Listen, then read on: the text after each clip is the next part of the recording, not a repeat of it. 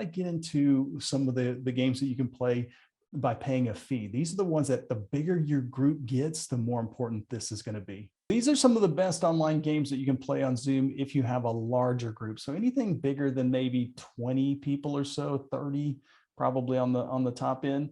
Then as your group gets bigger, investing in a more foolproof virtual game or activity is a really, really good idea. I mean, the good news is that the price of these activities have come way down since COVID hit. I mean, at the very beginning of COVID, these things were really, really expensive. And as it kind of went along, lots of competition has come in. And so the cost to do one of these things is pretty nominal.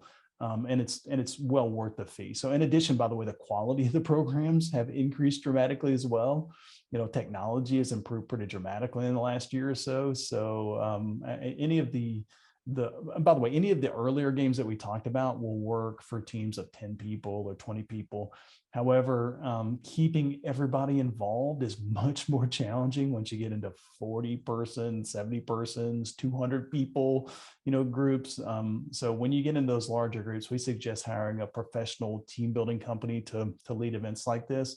And the reason why we suggest professionals is that these companies specialize in keeping big groups of people entertained and having fun the whole time. Plus, for most of the team building companies, you know, ours included, this is all they do. So they conduct hundreds or thousands of events like this every year. And if you're organizing a game for your team, then you most likely only do that, you know, maybe once, twice a year, maybe 3 or 4 times a year at the most, you know. So a good analogy would be like hiring an accountant to do your taxes. I mean, sure, you could try and do it on your own, and it might turn out okay, but the bigger that your company grows, the riskier it is for you to have a non-accountant do your taxes. And the same is true of online meetings. So if you have a small group, any game will do, right? But the larger that the group gets, the more value an expert will be, and the more likely you are to get a really positive outcome. So I'm going to give you these to you in no particular order, but I gotta say this first one is one that's really my favorite. It's called Poseidon's Plunder, and the reason why is because it's one of the last online team building games that we made, and we kind of learned from our experiences actually doing a number of these things. And so this is kind of the crescendo of the online virtual training programs. Virtual team building activities, and it's a virtual treasure hunt for your team, and it'll make your next Zoom meeting a huge hit, because it's not the typical escape room. It's very similar to what you'll find in a lot of online escape rooms, but it's the opposite though, because it's a virtual vacation filled with swashbuckling and exotic locations and a little bit of detective work.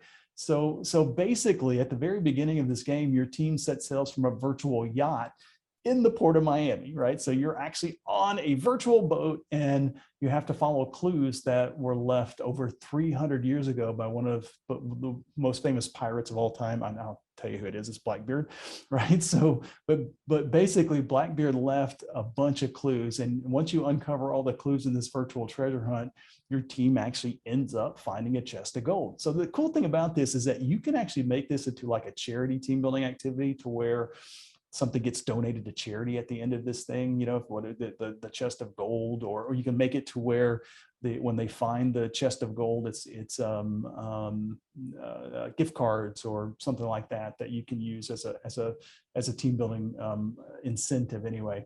But this is really absolutely one of the most fun games to play on Zoom, because for much of the activity, the group is really away from Zoom, you know, so basically the teams have to work together to decipher clues, and then go to Google Map coordinates in exotic places like Jamaica and the Bahamas, and it's a historically accurate puzzle, and it's so historically accurate though that your team members may actually want to make an impromptu trip to see if there is actual buried treasure at the location that they find when they uncover it, because it's on the real map, right? So they can actually see where it is. The cool thing about this one is that the optimal size of this is like 20 people to over 200.